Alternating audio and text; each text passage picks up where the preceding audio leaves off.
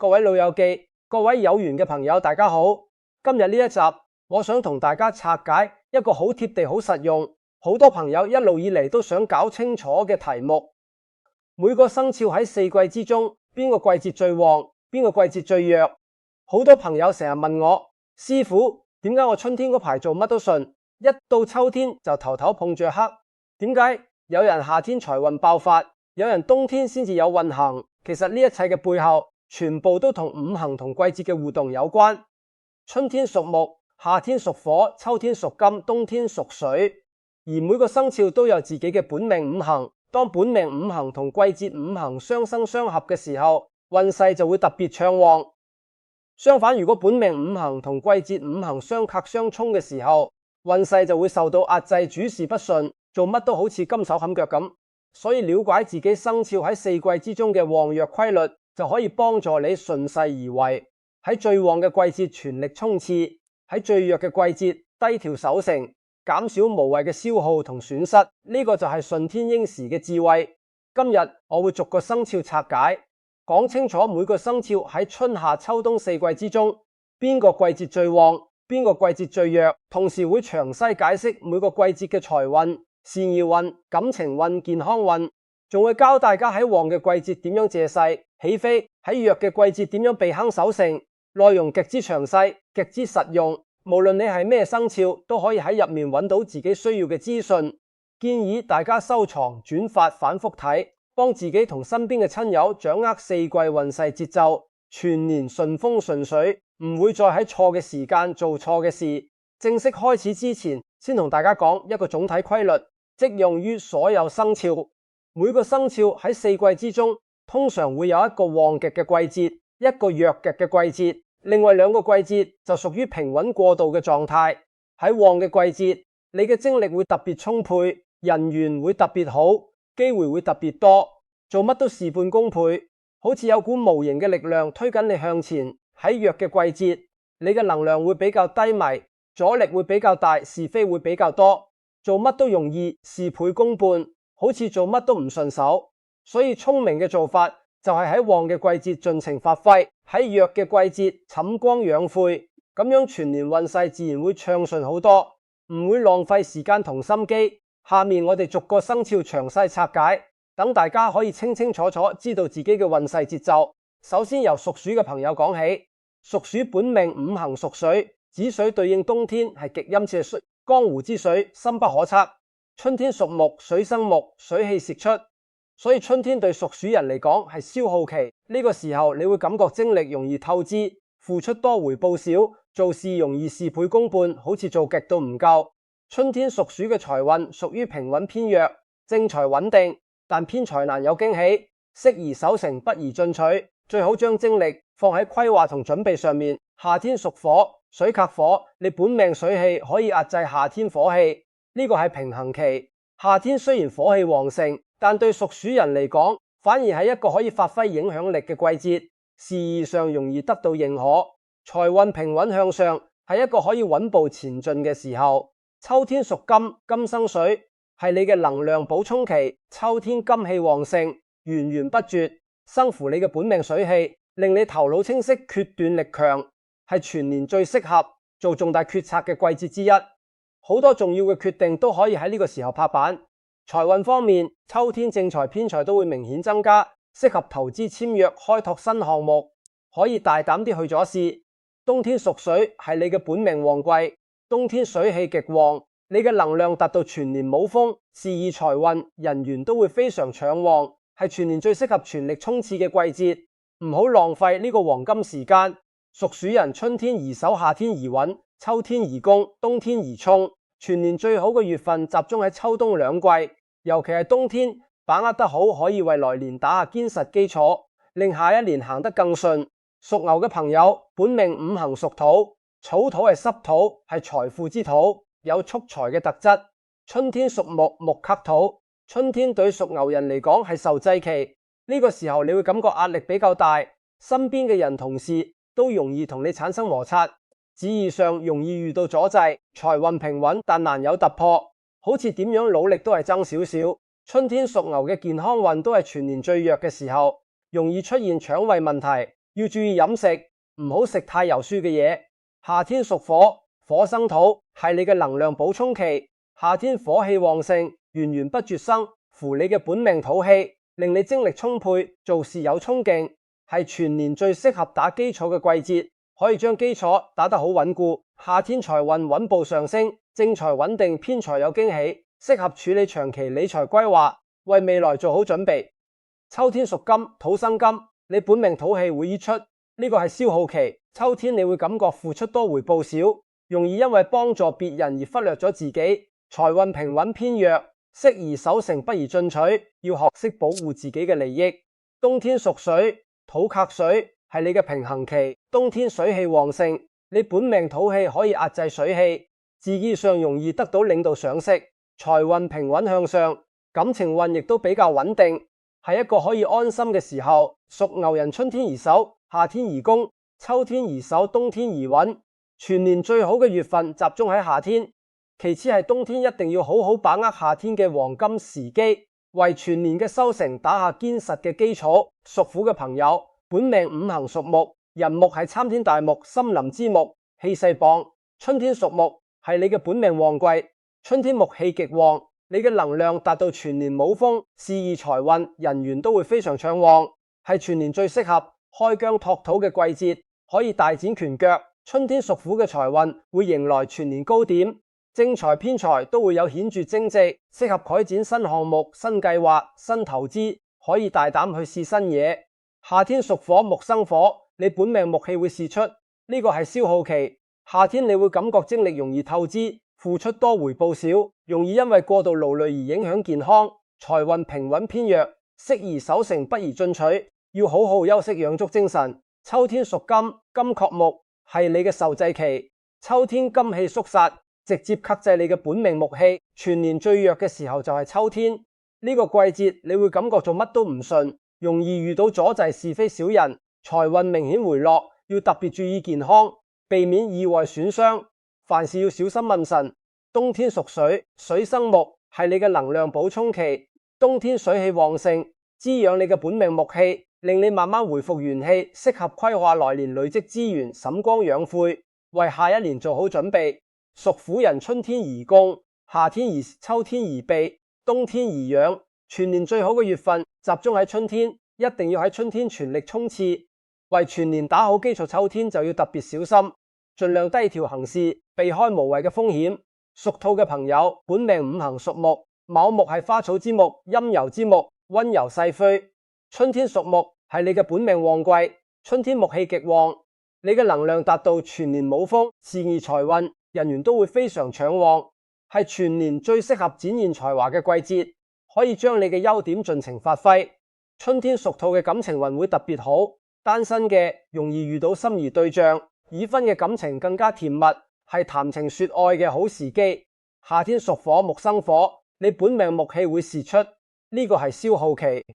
夏天你會感覺精力容易透支，容易因為忙碌而忽略咗家庭同健康，財運平穩偏弱，適宜守成不宜進取。秋天屬金，金克木，係你嘅受制期。秋天金氣肅殺，直接克制你嘅本命木氣，全年最弱嘅時候就係秋呢個季節，你會感覺壓力比較大，容易遇到阻滯是非，財運明顯回落，要特別注意情緒管理，避免因為小事而影響心情，學習放鬆自己。冬天屬水，水生木，係你嘅能量補充期。冬天水氣旺盛，滋養你嘅本命木氣，令你慢慢回復元氣，適合規劃來年累積資源，沈光養晦，靜靜地為未來做好準備。屬兔人春天宜攻，夏天宜守，秋天宜避，冬天宜養。全年最好嘅月份集中喺春天，一定要喺春天全力發揮，秋天就要特別小心，盡量低調行事，唔好強出頭。屬龍嘅朋友，本命五行屬土，辰土係濕土，係水庫之土，有容乃大。春天屬木，木克土，春天對屬龍人嚟講係受制期，呢個時候你會感覺壓力比較大，身邊嘅人同事都容易同你產生摩擦，事業上容易遇到阻滯，財運平穩但難有突破，好似有啲手手唔腳。春天屬龍嘅健康運都係全年最弱嘅時候，容易出現腸胃問題，要注意飲食，唔好食得太雜。夏天屬火，火生土，係你嘅能量補充期。夏天火氣旺盛，源源不絕生乎你嘅本命土氣，令你精力充沛，做事有衝勁，係全年最適合打基礎嘅季節，可以將事業嘅根基打得更穩。夏天財運穩步上升，正財穩定，偏財有驚喜，適合處理長期理財規劃，為將來做好準備。秋天屬金，土生金，你本命土氣會洩出，呢個係消耗期。秋天你會感覺付出多回報少，容易因為幫助別人而忽略咗自己。財運平穩偏弱，適宜守成不宜進取，要學識照顧自己先。冬天屬水，土克水，係你嘅平衡期。冬天水氣旺盛，你本命土氣可以壓制水氣，事業上容易得到領導賞識。財運平穩向上，感情運亦都比較穩定，係一個可以安心嘅時候。屬龍人春天宜守，夏天宜攻，秋天宜守，冬天宜穩。全年最好嘅月份集中喺夏天，其次係冬天，一定要好好把握夏天嘅黃金時機，將全年嘅努力轉化為成果。屬蛇嘅朋友本命五行屬火，是火係陰火燈火之火，溫暖而明亮。春天屬木，木生火係你嘅能量補充期。春天木氣旺盛，源源不絕生乎你嘅本命火氣，令你頭腦清晰，充滿創意，係全年最適合策劃構思佈局嘅季節，可以將你嘅想法好好整理。春天財運穩步上升，適合處理長期理財規劃，學習新技能，為未來做好準備。夏天屬火，係你嘅本命旺季。夏天火氣極旺，你嘅能量達到全年冇峰，事業財運人緣都會非常暢旺，係全年最適合全力衝刺嘅季節，唔好錯過呢個黃金機會。夏天屬蛇嘅人緣會特別，好容易得到貴人幫助，適合開展新項目、新計劃、新投資，可以大膽去試。秋天屬金，火克金，你本命火氣可以壓制秋天金氣，呢個係平衡期。秋天你嘅財運平穩向上，事業上容易得到認可，適合處理需要決斷力嘅事務，可以好好利用呢段時間。冬天屬水，水克火係你嘅受制期。冬天水氣旺盛，直接克制你嘅本命火氣。全年最弱嘅時候就係冬天，呢個季節你會感覺能量低落，容易疲勞，做事提唔起勁，要特別注意健康，避免過度勞累，好好休息，養精蓄顫。屬蛇人春天宜謀，夏天宜攻，秋天宜穩，冬天宜守。全年最好嘅月份集中喺夏天，一定要喺夏天全力發揮，冬天就要特別小心，盡量減少重大決策，等春天再出發。屬馬嘅朋友本命五行屬火，五火係陽火，太陽之火，光芒萬丈。春天屬木，木生火，係你嘅能量補充期。春天木氣旺盛，源源不絕生乎你嘅本命火氣，令你充滿活力，鬥志昂揚，係全年最適合佈局嘅季節，可以將全年嘅計劃好好安排。春天財運穩步上升，適合處理長期理財規劃，學習新技能，為未來打好基礎。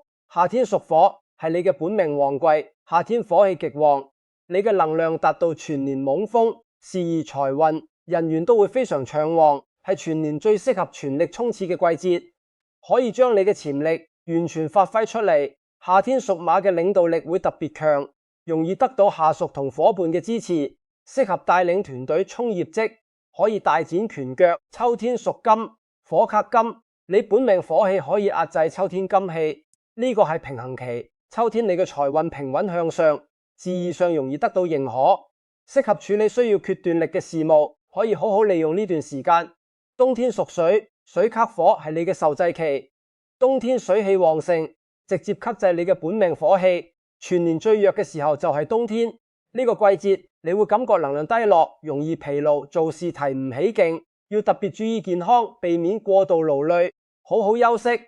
屬馬人春天宜謀，夏天宜攻，秋天宜穩，冬天宜守。全年最好嘅月份集中喺夏天，一定要喺夏天全力發揮，冬天就要特別小心，盡量減少重大決策，等運勢回暖再出擊。屬羊嘅朋友本命五行屬土，未土係燥土，係花園之土，溫柔而包容。春天屬木，木克土，春天對屬羊人嚟講係受制期，呢個時候你會感覺壓力比較大，身邊嘅人同事都容易同你產生摩擦，事業上容易遇到阻滯，財運平穩但難有突破，好似做乜都唔太順利。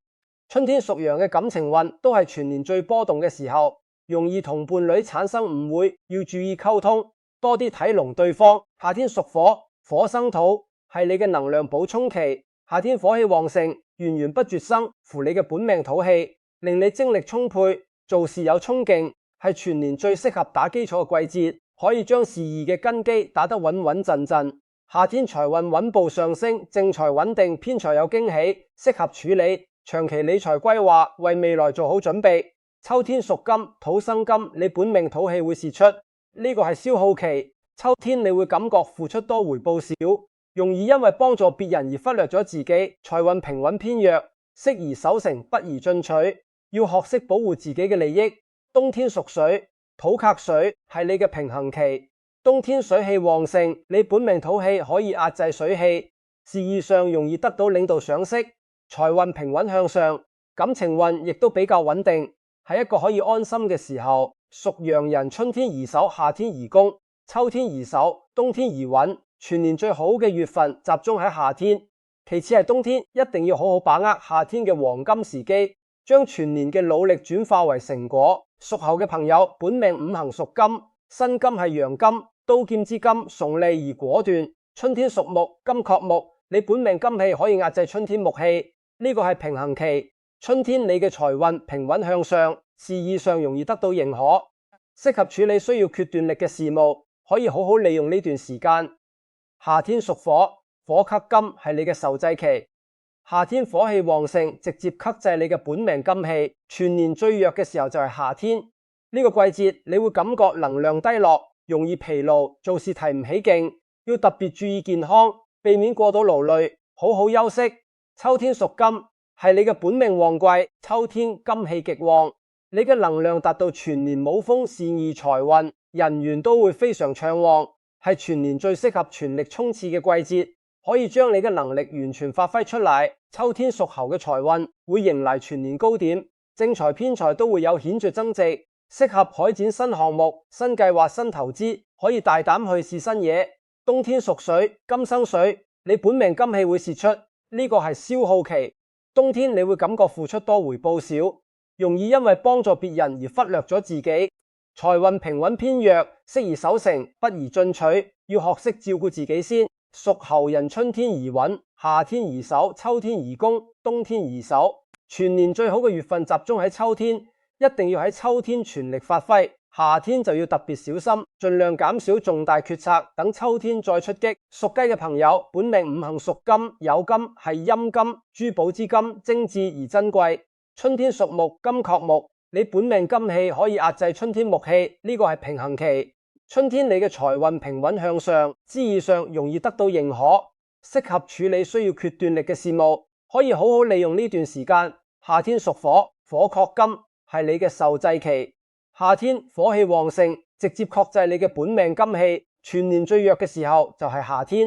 呢個季節你會感覺能量低落，容易疲勞，做事提唔起勁，要特別注意健康，避免過度勞累，好好休息，養足精神。秋天屬金，係你嘅本命旺季，秋天金氣極旺，你嘅能量達到全年猛風，事業財運，人緣都會非常暢旺，係全年最適合全力衝刺嘅季節，可以將你嘅潛力完全釋放出嚟。秋天屬雞嘅財運會迎嚟全年高點正財，偏財都會有顯著增值，適合開展新項目、新計劃、新投資，可以大膽去左試。冬天屬水，金生水，你本命金氣會釋出，呢個係消耗期。冬天你會感覺付出多回報少，容易因為幫助別人而忽略咗自己，財運平穩偏弱，適宜守成，不宜進取，要學識保護自己嘅利益。屬雞人春天宜穩，夏天宜守，秋天宜攻，冬天宜守。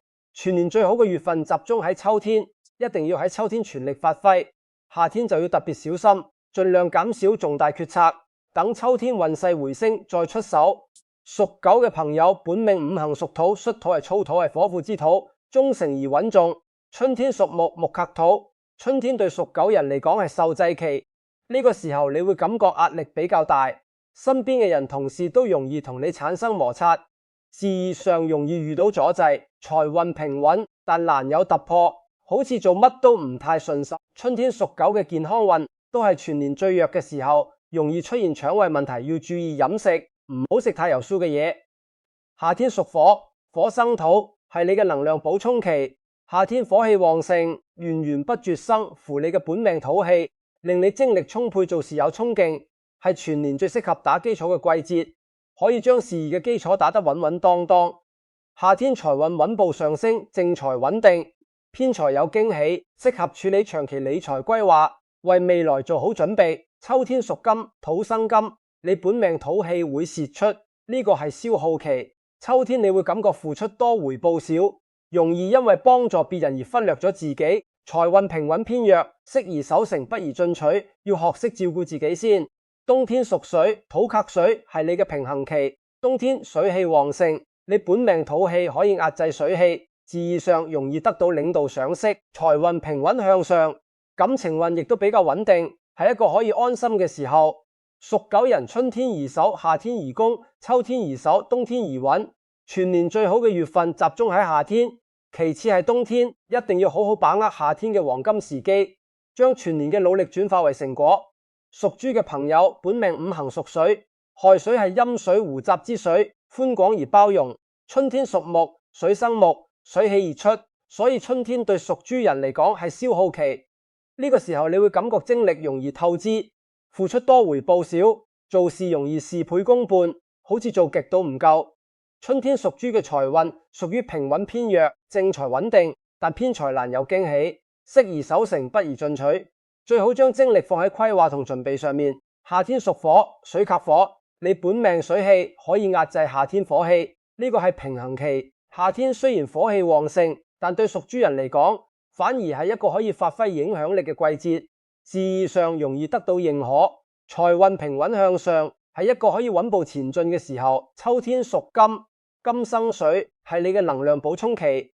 秋天金氣旺盛，源源不絕生，符你嘅本命水氣，令你頭腦清晰，決斷力強，係全年最適合做重大決策嘅季節之一。好多重要嘅決定都可以喺呢個時候拍板。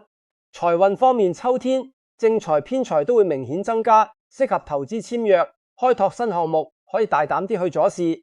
冬天屬水，係你嘅本命旺季，冬天水氣極旺，你嘅能量達到全年冇峰，事業財運人緣都會非常暢旺，係全年最適合全力衝刺嘅季節，唔好浪費呢個黃金時間。屬豬人春天宜守，夏天宜穩，秋天宜攻，冬天宜衝。全年最好嘅月份集中喺秋冬兩季，尤其係冬天，把握得好可以為來年打下堅實，令下一年行得更順。總結嚟講，每個生肖都有自己嘅黃金季節同低潮季節，掌握咗呢個規律，你就可以喺最旺嘅季節盡情發揮，喺最弱嘅季節低調守成，減少無謂嘅消耗同損失。記住一句話：順勢而為，事半功倍；逆勢而行，事倍功半。了解自己生肖嘅四季旺弱規律，就係掌握咗全年運勢嘅節奏感，可以幫你行少好多冤枉路，將時間同心機用喺最適當嘅地方。覺得呢篇內容幫到你嘅朋友，記得點讚、收藏、轉發、分享俾身邊嘅親友，等佢哋都可以掌握四季運勢節奏，全年順風順水。評論區留低你嘅生肖，我會為你提供更詳細嘅個人化建議。祝大家四季平安，全年順遂，福運萬長。